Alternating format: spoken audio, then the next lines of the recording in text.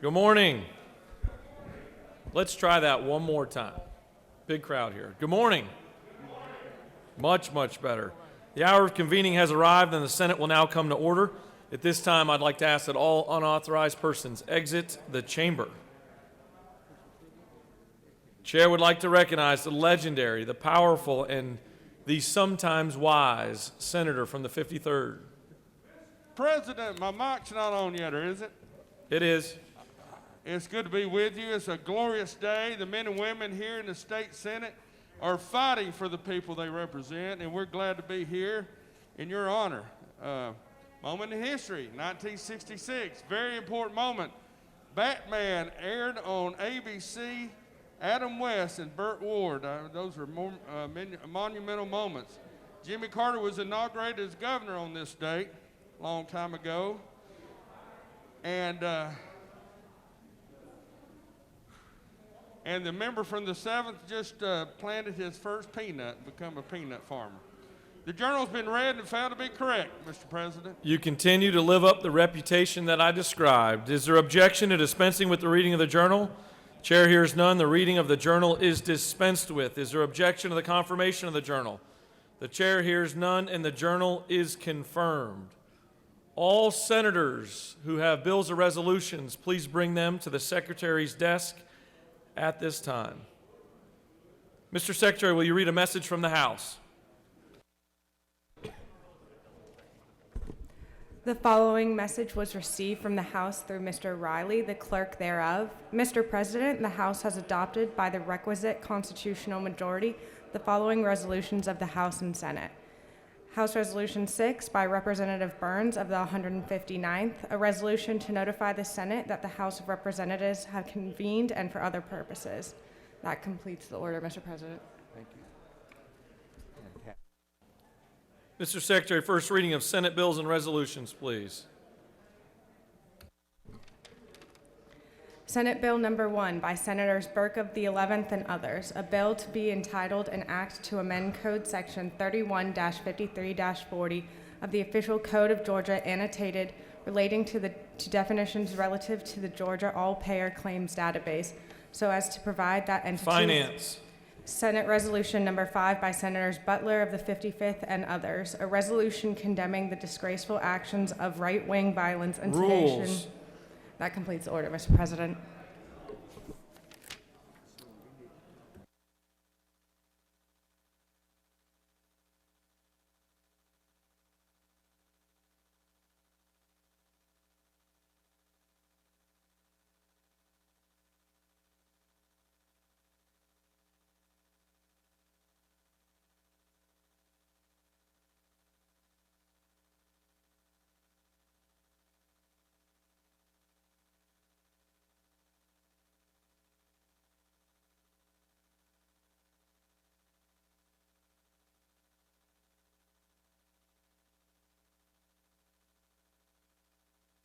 It's now time for our morning roll call. Are there any motions to excuse? Any motions to excuse?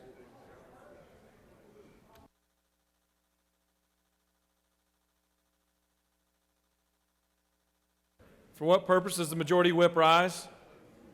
Want to excuse the senator from the 30th? Without objection, the senator from the 30th is excused. Chair recognizes the senator from the 56th. Thank you, Mr. President. I ask unanimous consent to excuse the senator from the 14th. Without objection, the senator from the 14th is excused. Chair recognizes the senator from the 42nd. Thank you, Mr. President. I'd like to ask for unanimous consent to excuse the senator from the 38th. Without objection, the senator from the 38th is excused. Chair recognizes the senator from the 37th. Mr. Chairman, I would ask that the senator from the 46th be excused. Can you repeat that one more time, Senator? I'd ask that the senator from the 46th be excused. I didn't know if that was the volume or your accent that I couldn't hear. Without objection, the senator from the 46th is excused. Chair recognizes the senator from the 43rd. Thank you, Mr. President. I ask for unanimous consent to excuse the senator from the 26th. Without objection, the senator from the 26th is excused. Chair recognizes the senator from the 10th. Thank you, and good morning, Mr. President. I ask unanimous consent to excuse the senator from the 34th. Without objection, the senator from the 34th is excused. Are there any additional motions to excuse? The chair hears none, and the secretary will unlock the machine.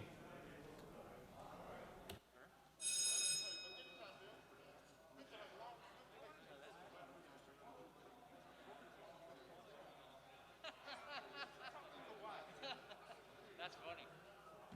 That's some, in-house conflict. No, we should have just suspended the rule. 3, 4, 5, 6, 7, 8. You got to highlight it. Can I borrow it just for a moment?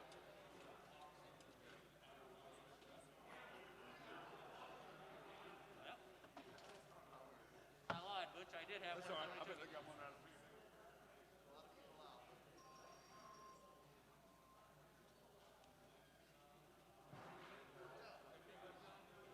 Doing great, Card. How you doing, my friend? Ready to get your committee assignments? Yes, sir.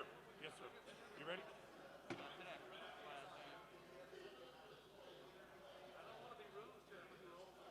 It's already taken.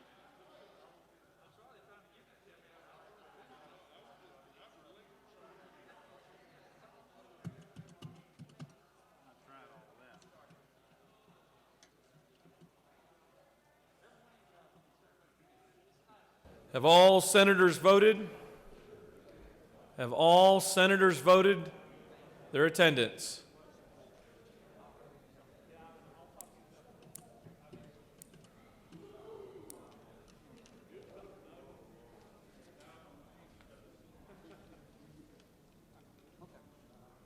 Give everybody one more chance if they're in the hallway.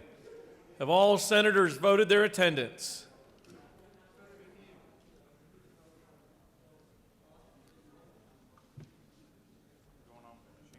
Mr. Secretary, please close the machine.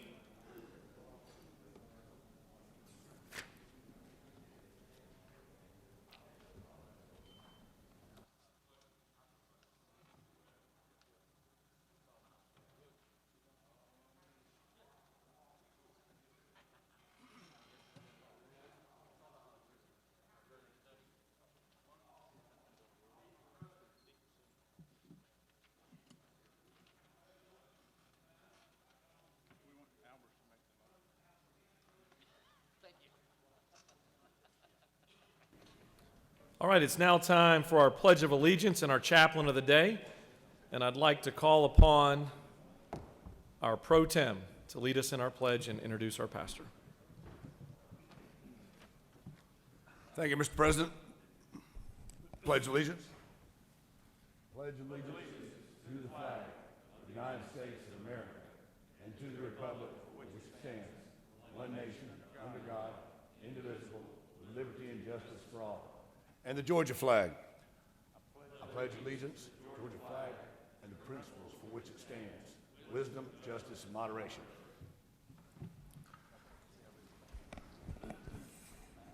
Thank you, Mr. President. It gives me great pleasure to be here this morning.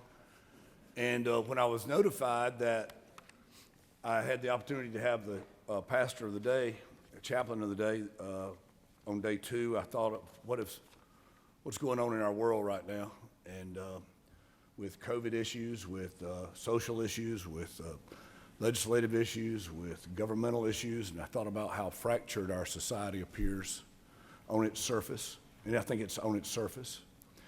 I thought, what person can I call upon who has the depth of experience and the wisdom and the compassion to bring a message that would be of value to this body?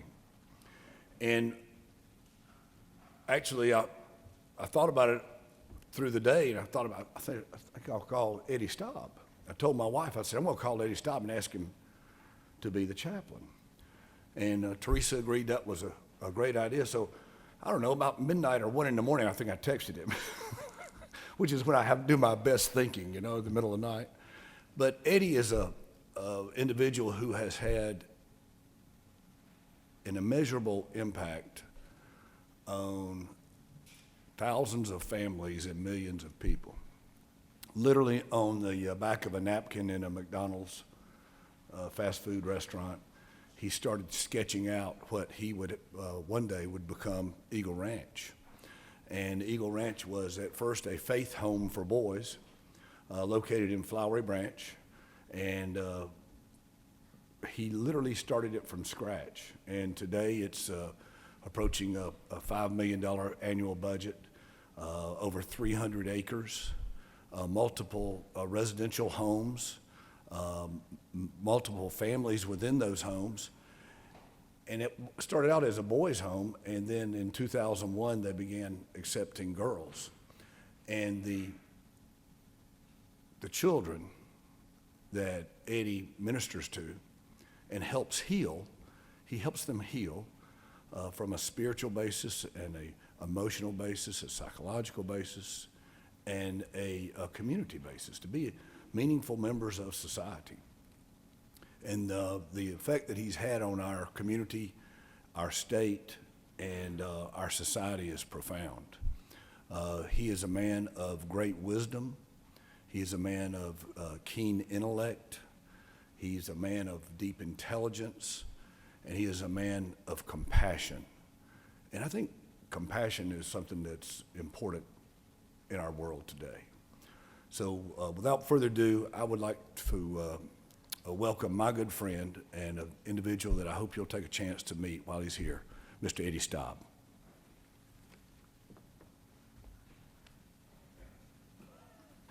Thank you, Senator Miller. By the way, that text was at 12 o'clock midnight. It's great to be with all of you again. Periodically, I do a devotion with the Eagle Ranch children prior to their school day starting.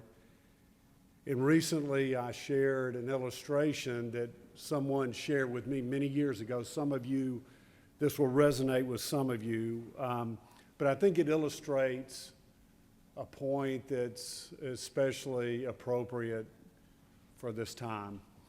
I took a large piece of white poster paper, and in the middle of it, I put a blue scribble about the size of a quarter. And I held the poster board up to the Eagle Ranch kids in the school, and I said, "What do you see?" And all these little hands went up, and one child said, "Mr. Eddie, it looks like a fish." Another child said, "Well, looks like a spider." Another one said, "It looks like a wrecked car." Still don't get that part, and that went on for 2 to 3 minutes. It just went on, and finally, I said, "You know, every one of you concentrated on that small blue scribble in the middle of the paper, but none of you commented on the vast amount of white space that surrounded that blue scribble." And the point I wanted to make with them is that sometimes we can become so fixated on that blue quarter-size scribble in our lives, disproportionately so. And for our boys and girls at Eagle Ranch, that scribble can represent a lot of the challenges that brought them to the ranch: family trauma, death of a parent, emotional challenges, school issues. And those challenges are very real. It keeps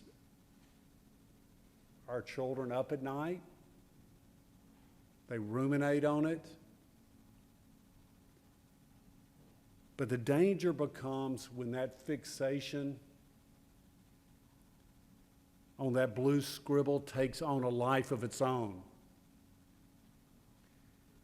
And that quarter-size scribble becomes bigger and bigger and bigger. Conversely, there's the whole issue of that vast white space that surrounds the scribble. Some have called it the widespread mercy of God. It's all those things in our lives that we can be thankful for.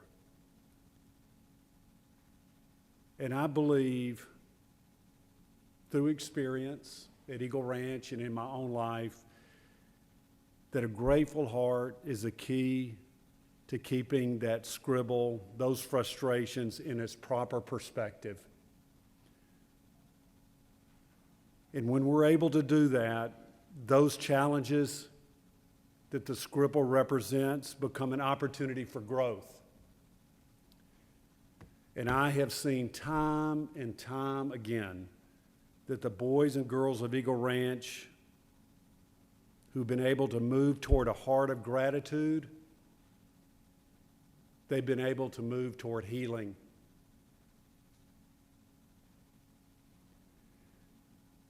And I've always believed that Eagle Ranch is a microcosm of our own lives.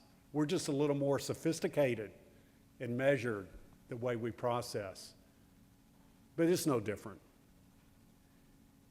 And I can tell you in my own life that focusing on gratitude, and especially in the unmerited, undeserved favor of God, is a key to growth. It's a key to perseverance.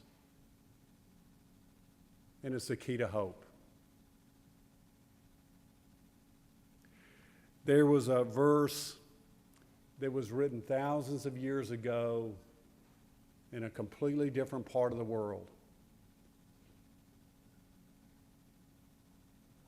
But it's as applicable today, this day, in Atlanta, Georgia, as it was thousands of years ago in a different place.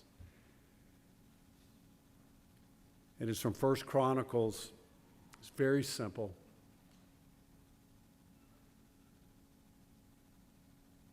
Give thanks to the Lord, for he is good. His love endures forever. Let's pray.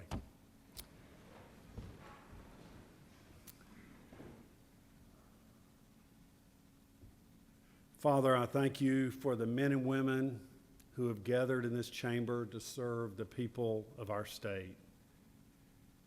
May there be an awareness of your presence here, an awareness of your incredible, incredible blessing in our lives. Through your grace, we ask for hearts of gratitude when so often it's easy just to go about our business and forget who you are and what you've done for us. We thank you for the little blue scribbles that are in our lives, that when kept in their proper place and space, can be an incredible opportunity for growth and healing. Finally, we thank you for your enduring, widespread mercy in our lives. In Jesus' name, amen.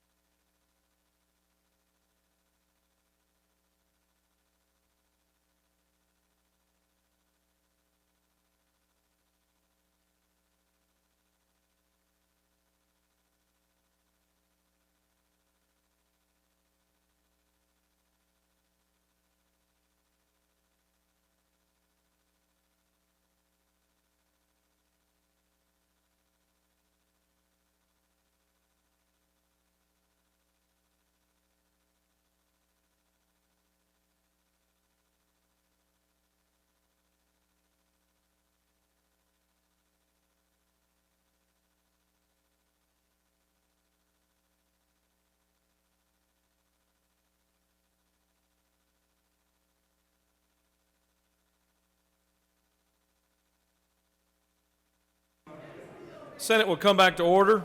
Are there any unanimous consents? Does any senator wish to rise on a point of personal privilege?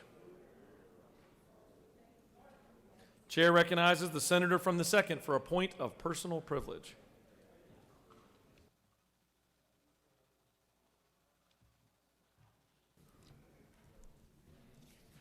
Thank you, Mr. President. I would like this body to rise for a moment for the death of Brian Sicknick. Brian Sicknick died in the 2021 siege of the United States Capitol. He died trying to defend the United States Capitol. He was 42 years old. And his family says that he wanted to be in policing his entire life. Brian Sicknick had a love not only for this country, but for the people he sworn to protect. Brian Sicknick was physically engaged with domestic terrorists when he died by an angry mob that stormed our U.S. Capitol. But Brian was different. He stood by his oath to serve and protect our nation capital. To serve and protect. Brian Sicknick gave his life so that we can live in a free country. Brian Sicknick gave his life so that we will have the opportunity to have freedom. His family knows when he took his job, they knew the value it had. But Brian Strickland had a purpose to protect and serve. So on this day, I ask that this Georgia State Senate rise in a moment for the life of Brian Sicknick. May we please rise. Senators ask for the chamber to rise for a moment of silence.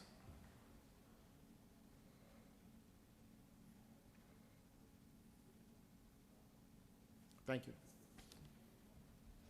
Chair recognizes the senator from the 6th for a point of personal privilege.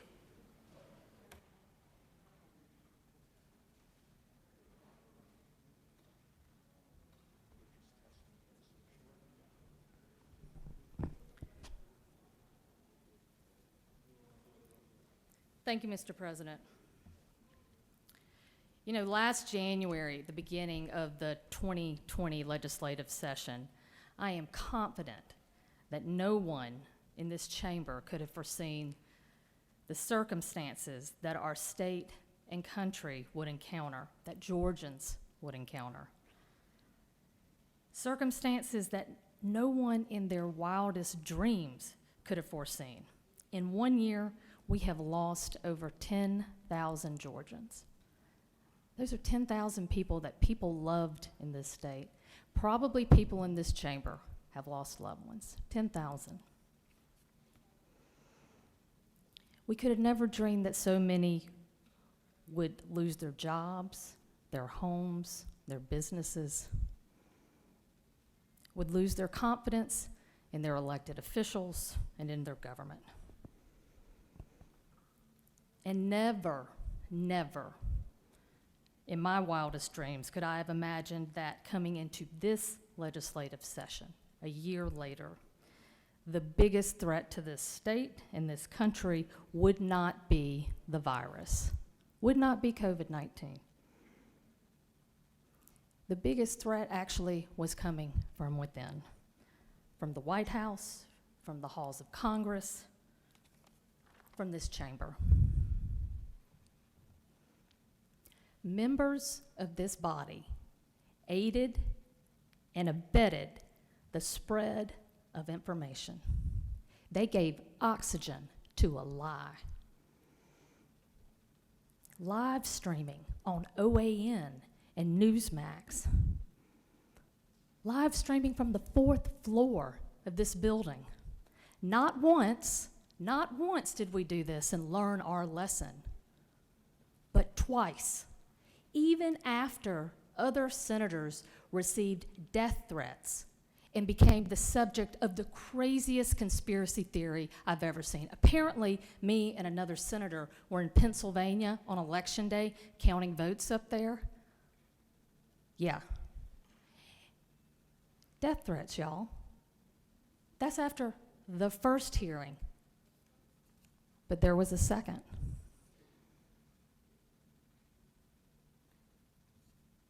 There has been a tragic loss of life due to the actions of the president and those pushing debunked conspiracy theories. Folks know better.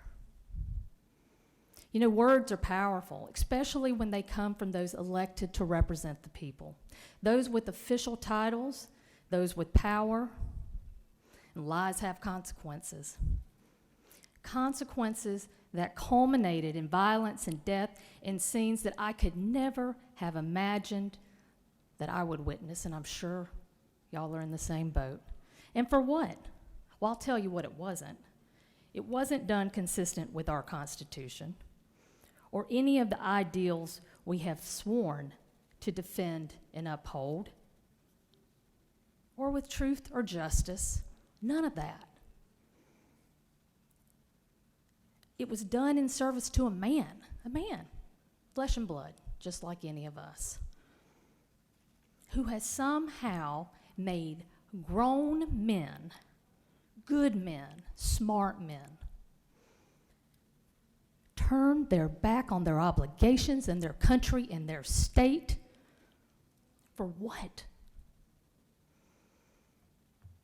You know, this body must grapple with its role in the attempts to subvert this election, to pretend like nothing happened, like this is just another day. It shouldn't be an option. It can't be. What we witnessed last night or last week, in the week since November 3rd, you know, you often hear people say, that's not who we are. This isn't who we are. The problem is, it is. It was. But it doesn't have to be. I yield the well. Senator has yielded the well. Are there any other senators that wish to rise on a point of personal privilege? Chair sees none. Mr. Secretary, will you read H.R. 9?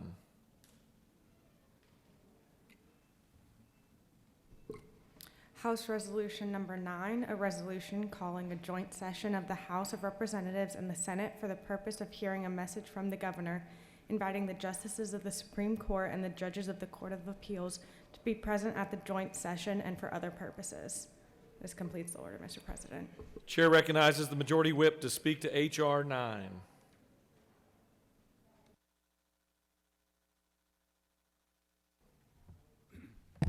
Thank you, Mr. President. Colleagues, this is a standard protocol. Every year we have a message from the governor. We will be going into a joint session this Thursday at 11 o'clock. Further details will be coming forward from the Secretary of the Senate within the next 24 hours as to the details as to whether we'll be staying in the Senate chamber or some of us may join the House for that session. So at this time, we would like for you to confirm this resolution so we can move forward making those necessary adjustments. Thank you. Does any other senator wish to speak on the resolution? The chair sees none. Is there objection to adoption of the resolution? The chair hears none, and the resolution is adopted. Mr. Secretary, can you please read House Resolution 10? House Resolution Number 10, a resolution relative to meetings and adjournments of the General Assembly and for other purposes. This completes the order, Mr. President. Chair once again recognizes the Majority Whip to speak to the resolution. Once again, this is standard procedure. Every year we start out adopting a partial adjournment resolution. This resolution obviously covers yesterday and today, but it takes us through this Thursday. We'll be in recess on Friday and all of next week and the following Monday. We will return into the session for day number 5 on January 26th, which is a Tuesday. We originally thought we would be back on Monday, but it will be Tuesday, January 26th. Thank you. Senator has yielded the well. Does any other senator wish to speak on the resolution? Chair hears none. Is there objection to adoption of the resolution? The chair hears none, and the resolution is adopted.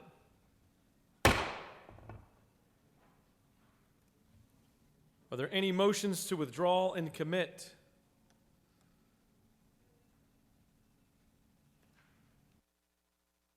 Chair recognizes the majority whip. I move that the Senate stand in recess until 10 a.m. on Wednesday, January 14th. Just reading it. Stand adjourned. Is there, Mr. Secretary, will you please read the announcements? There are no announcements. Does any senator have an announcement? The chair recognizes the senator from the 40th for an announcement.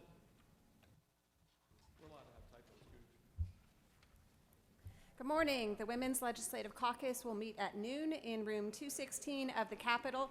It will be a short 10 to 15 minute meeting. We will have elections and box lunches will be provided at dismissal. Thank you. Chair recognizes the senator from the 45th for an announcement. He's got the freshman stare going, and the rules chairman is close by. All right. The minority whip has moved that the Senate stand adjourned until Wednesday, January 13th, 2021 at 10 a.m. All those in favor of the motion will signify by saying aye. All opposed, no. The ayes clearly have it, and the Senate stands adjourned. We survived another day.